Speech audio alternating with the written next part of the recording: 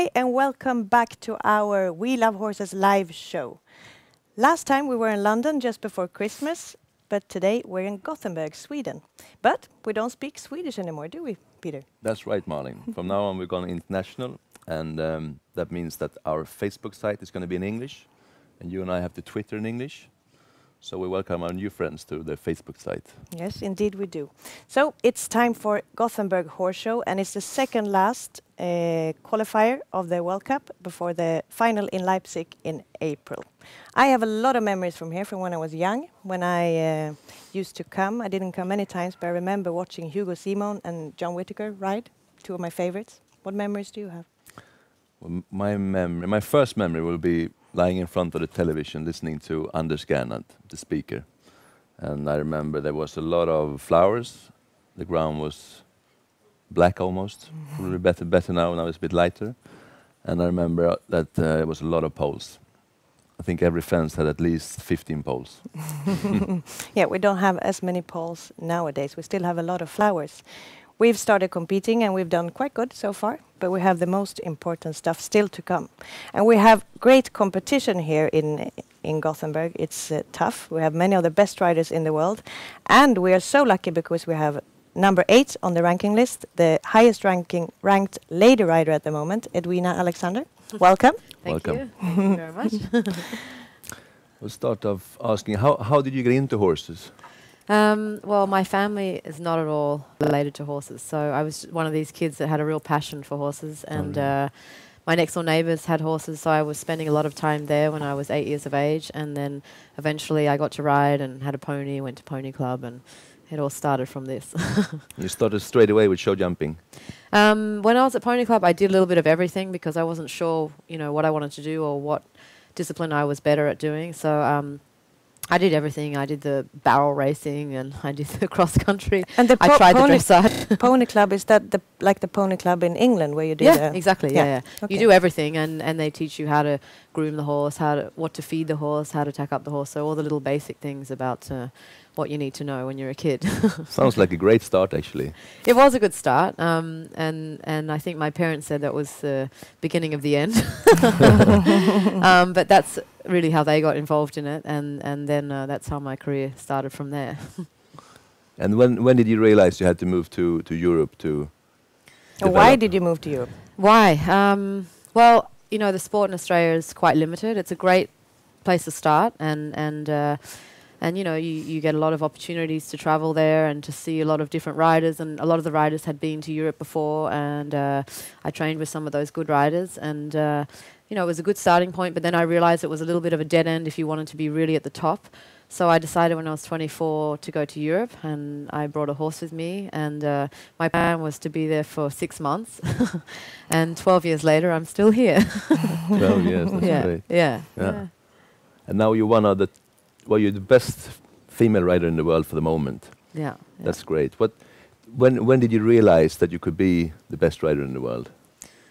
I don't think about it too often because everyone has ups and downs, and you have to make the most of your moment, and I guess when I think about it, it gives me a lot more confidence, but it obviously to be number one would be better. But that's always a goal, and that's, I think, what a lot of people are striving for. So, no, I'm very happy at the level I've got to now, and it's much more than I probably ever dreamt of. And I hope I can keep going and do even better. Yeah, because it changed quite a lot the last couple of years. When you came to Europe, you didn't have as much success in the beginning. It's the last year that it really picked up. Yeah, in the beginning I was probably more focused on the business and riding a lot of different horses, and I was doing a lot of other shows, and I learnt a lot. And in Australia, the sport is not really televised a lot, and at that time, no internet, so I wasn't really up to date with the sport. I just heard of a couple of famous horses, E.T., Milton, Top Gun, these horses, and but I never realised really how hard the sport was until I came to Europe. And I guess it probably wasn't until the World Championships in 2006 where I probably realised that maybe I'm not so bad, and maybe I have a little bit of talent, and I guess that's really where my career probably started. Yeah. And what made the difference? What made you get up here to where you are? And you've actually been very stable the last few years. You've been unbelievable. I think I haven't really had much to lose, you know, and I'm very competitive, and I try to set, you know, not too high goals, but goals. I love a challenge, and that's something with horses that is difficult, and training them and getting new horses, maintaining the old ones. The sport's really changed a lot, especially for females, and I think that's probably due to the fact that the breeding of the horses has changed over the last 20 years, and I think for women the horses are maybe more, you would probably say, to ride them more from your feeling rather than the strength, and years ago I think it was more from the strength. So and I think, you know, there's been a lot of top riders like Malin herself who's achieved a lot, and Meredith and Jessica, and I think they've given me hope in being able to get up there in the sport and to build myself, and I have fantastic horses. I have great trainer, great management, and you know, without that stability I wouldn't be where I am today. And why do you think there are not more women in the top sport? I often get this question. And yeah, it's a difficult question. I think there's a lot of women that are trying, you know, but it's really, you've got to break that point, and you've got to make that sacrifice and find the right horses that fit you, and really believe in yourself. And I mean, now I guess in the top 50, I think we probably only have about 8 women riders, but I think gradually over time it will change. Every country is different. I think Germany is dominated by males. Sweden is probably half-half, but what I've seen, there's a lot of female riders here. Australia is probably a mix, and the States there's maybe more female riders. And I think you know, it's coming in time, but it's a sacrifice you have to make in your life, and I think maybe some women are not prepared to make that sacrifice. How many free weekends do you have from shows? Not do I have. Do you have a free weekend? Very rare. Very rare. Probably 5 a year. 5 weekends a year that you don't go to a horse show. Yeah. That's tough.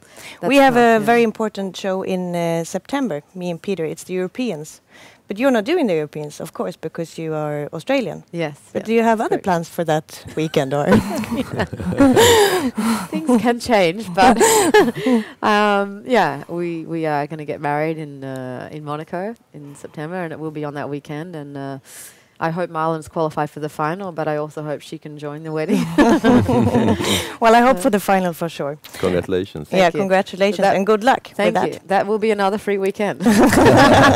Well done. Yeah, you hope. We'll ask him later. Yeah. Anyway, good luck with that, and good luck with this rest of this weekend. Thank you. Thank you very much. Thanks for coming. We're going to jump now into, where are we going now? What are we watching? Now we're watching Gothenburg. Gothenburg, exactly. We have a championship, talking about championships, in 2018. This city, Gothenburg, might be the city to host the WEG. Look at this. And also, why is Gothenburg interested in the games? Well, we have a unique track record in arranging major events, and this event is as big as it gets in equestrian sport. So we are really interested in making this event a part of the success of Gothenburg event history. And we also have a great experience from arranging the Göteborg Horse Show since over 30 years. But talking the horses and the World Equestrian Games, what's your unique selling point compared to other cities that may be interested? We want to put this great event in the city center. Today we have all the arenas already in place, both the outdoor and the indoor arenas, and they are placed here in the city center. So the athletes and the riders and all the audience, they can be a natural part of the city, and also the people of Gothenburg will come really close to the event and also be a natural part of all the festivities, and also take part in the competitions as well. Gothenburg has hosted many big events over the past years, and are all the events good business for the city? Yes, almost all of them have been a great success, of course, yes. And what's your guess? Will Gothenburg make the bid for hosting the Games 2018? We are right now in the process of carefully evaluating everything about the event in order to make a decision together with the Swedish Federation if we should apply or not. We want to, of course. We shouldn't be this interested in the event if we didn't have the absolute ambition to do it, but we really need to evaluate all the finances and so on surrounding it before we decide. Okay, good luck. Thank you. Our next guest is two great riders from Ireland. They're both top 10 on the world ranking. Welcome, Billy Twomey, Denis Lynch. Thank you. Billy, you and me go quite a long time back. Do you remember when I visited you at the hospital? Yes, I do, yeah. Wasn't the nicest circumstances. That was at the European Pony Championships in Baryard, wasn't it? Yeah. And I proceeded to break my nose in the last round of the individual final. Yeah, you totally broke your nose. Yeah, that was You an were understatement. Quite bad mess. But it was nice to see all the pretty Swedish girls to come and see me and cheer me up. Yeah, you look quite lonely there, actually. And you also have a little bit the same history as me. I went to John Whittaker when I was younger, and you actually went to his brother, Michael Whittaker. That's right, yeah. How was that? Yeah, that was really good for me. I spent 6 years with Michael, and I think he was number one and number two in the world at the time. Great experience, learned a fierce amount, and I have a very good relationship with Michael now. I mean, still asking him questions at shows and become a really good friend. So it was a really good time for me there. Did that make the difference? Did that do the thing that you actually made it all the way, or could you have done well, it? I think it went a long way to helping me. I think more the little things like how to manage your horses properly. You know, not all just about the riding. You know, how you look after your horse. You know, when you would jump it, when you wouldn't jump it, etc., etc. Little things like that made a massive difference. Yeah. Dennis, how did you start riding? By accident.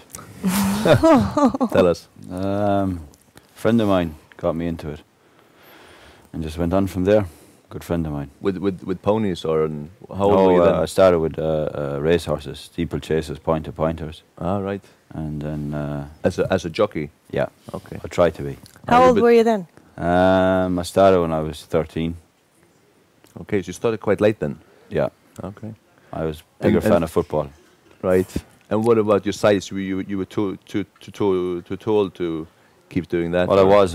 Everyone told me I was too tall, but I kept trying till in the end. I broke enough of bones where I got some sense into me, and then I started show jumping when I was, I think, 18, 19. And from the time in the racing world, can you take something from there to the show jumping? Yeah, when you get to the last fence and a jump off. With a big stride and a good hole at our head. That's good. Yeah, that's good. But has it also brought you with the speed to never be scared of going terribly fast, or? No, I think it's just the rhythm. You know, the rhythm is what you need. So Rhythm. Yeah. Quite simple. You keep your horses quite straight also. Is that something you? Well, not all of them. Maybe all inclusive. Tendency jumping to the left, but other than that, I do try and keep them straight. Yeah. Yeah. And you also actually, now thinking of it, you always ride with quite short stirrups. Yeah. Yeah, I ride with quite short stirrups. Not at home, but when I jump, yeah. Yeah. I used to ride with a lot shorter. No, quite short stirrups. But you both live abroad. You don't. Neither of you live in Ireland anymore. That's right. Yeah, that's right. I think the reason for that probably is if you're trekking from Ireland to go to compete, you know, all the time in Europe, it's difficult. You know, you've another boat journey. For me, being in the UK, I'm closer to Central Europe. The shows are very good in the UK. Nothing against Ireland, but we're just closer to mainland Europe. It makes it easy logistically, you know. Yeah, and you both have very good horse owners. Can you give any advice how to get them, how to keep them, how to maintain them, and how to make them spend money? Yeah, well, I don't know what Dennis thinks. I think being able to ride a horse is only one small part of our job now, which you know yourselves. And having good supportive owners around you is the key to, well, I know a lot to my success. Yeah, I always like to say, it's like Formula 1. Unless you have a good car, you can't win the race. And I'm lucky enough to have a really good owner that's putting some really good horses underneath me, and it's a big reason why where I am today is because of them. Yeah, we're nothing without our horses. That's right. Exactly. Well, one question that we get often: how much do you think is talent, and how much is hard work to become a show jumper at top level? It's both, you know. It's you got to look at the backgrounds of different top riders. Not everyone's coming from a wealthy family, or everything's been laid on a plate for them. You know, I think it's first of all it's hard work, and talent comes into it later. But first of all, hard work and willing to get up in the morning and go to different stables through the years, and talent is, I would put it 30%, and the rest is down to hard work and determination. Get back up when you fall. Keep getting back up. Do you have any advice to young people that want to come up to your level in show jumping? Never give up. Yeah. Never give up. Sounds like a good advice. I think, I don't know, Denis was with some very good German people originally when he was young. I think getting to the best people is my advice. You know, if you can get to people, get to a really good rider, or try and be involved in a really good rider, it definitely helps you. Okay, I have to ask something. Being two guys, trying to be cool sometimes, and do you ever go in the stables and love your horses? Are you there with your horses, or is it just the riding and the hard work and the competing or is it actually a bit of nice and quiet time with your horses as well? Well, the reason we're doing this job is because we love horses. Maybe be it Billy or me, we don't show it. We're not the most emotional type, that's for sure. But behind the scenes, yeah, I would say, speaking for myself and definitely my experience with Billy, we both really love horses. That's why we do it. It's a dream come true. When you're in school, you want to work with horses, and if you can end up making a profession, is even better. It's like a soccer player, whatever, you know. So definitely.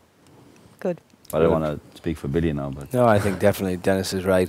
I mean, some horses are, some you connect with more than others, you know. Some, you know, really, you get really attached to, and others you don't. But I know with my stallion, Jetem, he's really, he's very boisterous, and you can really connect with him, you know. And he's always like, you'd go into the stable in the morning and he like devoured one rug, you know. He's a bit like that, and you have to put something under his chin or else he's eating it all. And you know, he has his own characteristics, and I think to have some knowledge of what your horse is all about is very important in our job. To be able to understand what's needed for one horse maybe isn't needed for another horse, and I think that's also a big part of it, you know. Very good. Good. Thank you very much. It was pleasure. Great talking to you, and best of luck for the rest of the weekend. Thanks a lot. Don't beat us, though. Oh, we'll be trying. Okay, now we're going to look for what Hans Horn has to say about the Swedish team. Hans, can you please tell us about the Swedish horses? Do they follow the plan? Yeah, I think so. I think the horses look good, look sound. We worked a little bit last night and this morning. Lately they have been in good shape. Malin has had some nice places in Vigo and Bordeaux. And even Rolf is doing very good, so hopefully we have a good week. The big goal this year is, of course, the European Championship. And that means that there should be 100% in September, but how many percent this weekend here in Göteborg with the World Cup? So it's in Madrid and it's in September, and it's a long way to go, you know. It's a couple of months and everything can happen in between. But okay, we know a little bit on what standard we are. Besides, already I mentioned Malin and Rolf, but we have Svante, we have Peder, we have new riders coming up like Douglas, and so hopefully we have to make a nice program for the season to develop new combinations. And we're talking about this weekend with Göteborg, the World Cup here in Göteborg. What can we expect from the Swedish riders here? Like I said, the two riders are in real good shape, real good because they have been competing even in the last couple of weeks. So I know. And I went to a national show 2 weeks ago in Baryard. I hope I mentioned it the right way. And okay, I think even Douglas did well, and some others did well, and Linda Heath did well, and so hopefully they can do good on Sunday, Saturday in the Grand Prix, and on Sunday in the World Cup class. And talking about European, you've been in the business for a long time. What's your best memory from a European Championship? Winning it in La Baule with the Dutch team. And that year was? That year was, I think, 91. We hope for new good memories, but now with the Swedish team, Hans. Good luck. So we will try. Thank you. Okay. Jan, talking about gold medal in La Baule 91. Yes, there was nice memories. There was the same team of 3 horses we won the year after in La Baule. It was Jos, Igano, Pietratina, and myself, Stop Gun, and they were great memories. Yeah. Oh, great. Yeah. Well done. As you can see, we have 2 new guests. We have Mr. Switzerland, Philippe Huber, who is my horse owner since many years back, and we also have Mr. Jan Tops, Olympic gold medalist and also owner of many great horses. Welcome. Thank you. Philippe, you don't work with horses for a living. No. How come you're into horses? What is the... Well, that's a long story. I started riding myself when I was younger, about 20 years ago, and then I started to buy horses for friends, and that's how I came into this. And yeah, when I do things, I always like to do them right. So I thought I want to be there in a final in Zurich or win it or something one day. So that's how it came. And how come you're from Switzerland? Yeah. How come you own horses for a Swedish rider? Well, I live in London first of all, so I've been in London for nearly 10 years. Okay.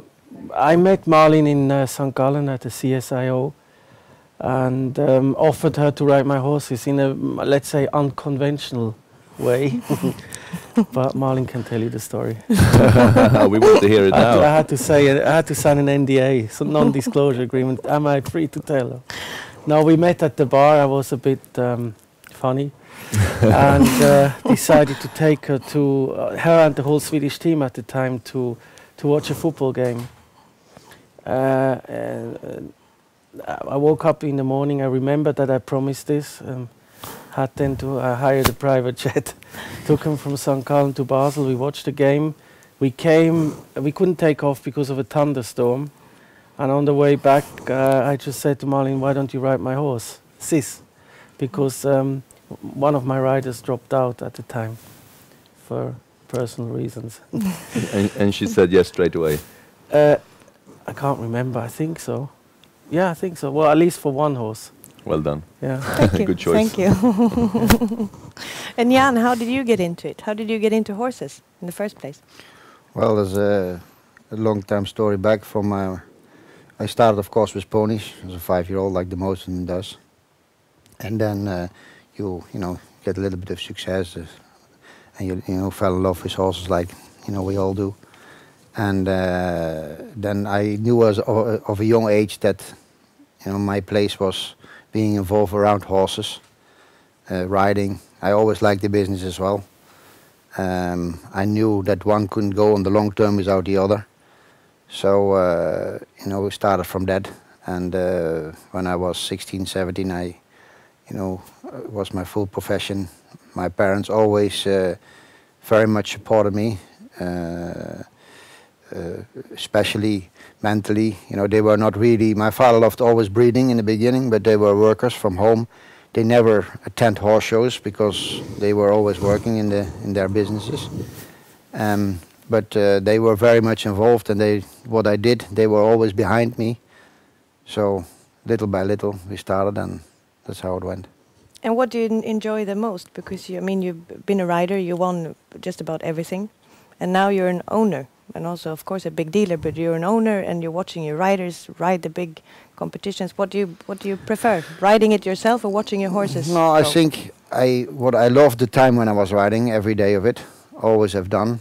The nice thing is I love to be involved in the top sport, which I've been since I have all these riders I had in the past. Some of them I had in the time I was riding, because I had no time to ride all the horses myself. and I had enough good horses, so other riders could ride them and bring them to the shows. I had different riders who went to the top of the ranking, and I enjoyed it as much as myself riding. I like to see people having success, and I combined it, seeing them ride with the business, and it worked quite well. You have to be good with his name.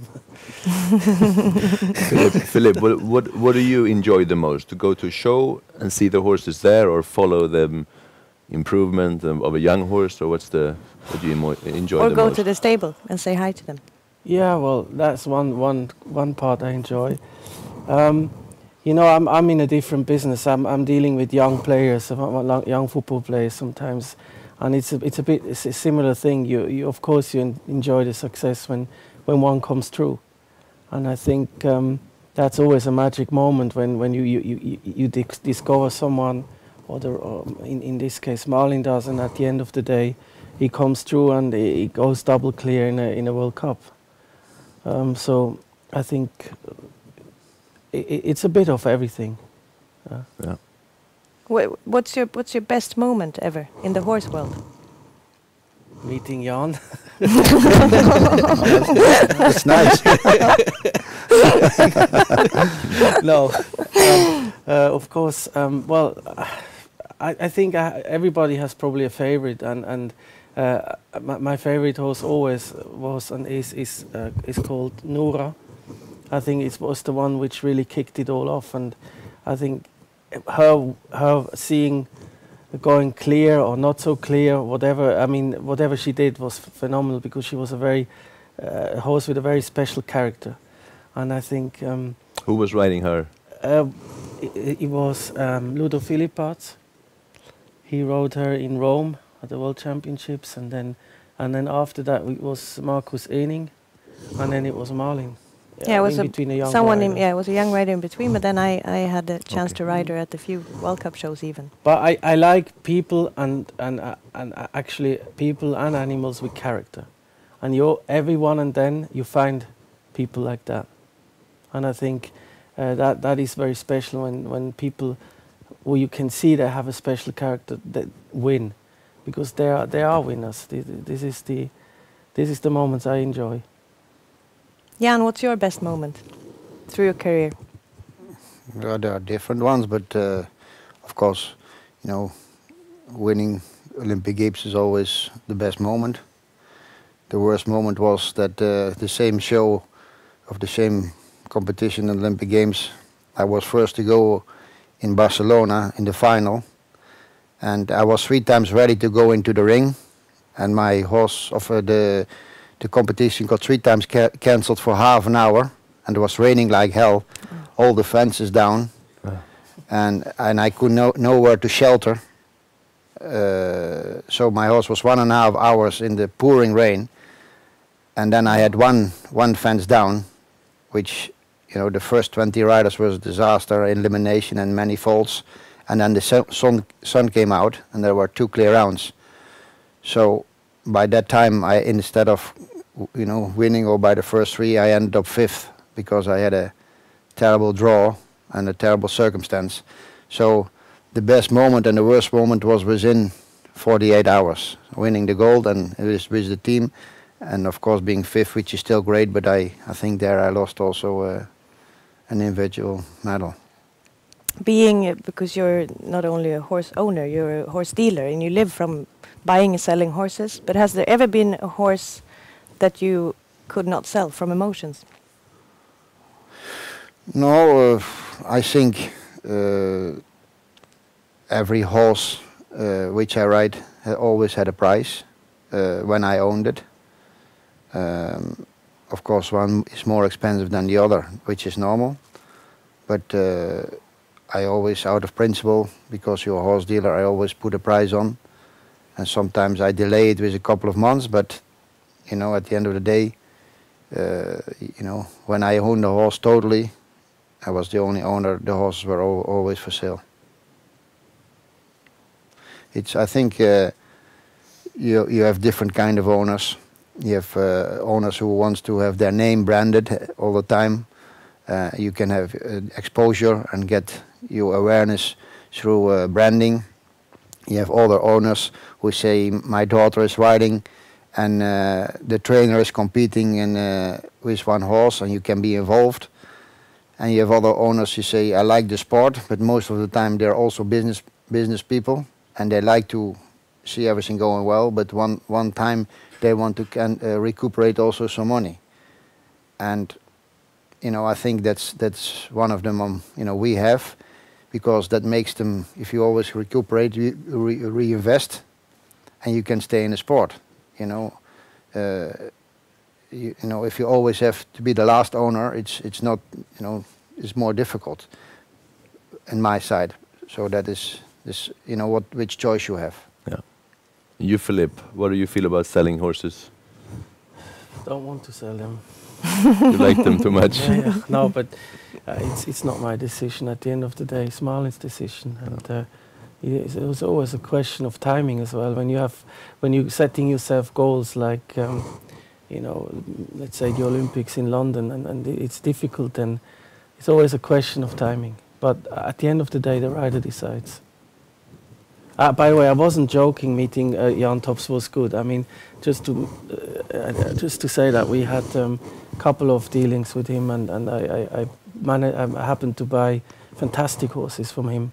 One was just now in the World Championships, double clear in the Nations Cup or prize or whatever you call it, and Raven, which is a fantastic achievement, and Raven now here.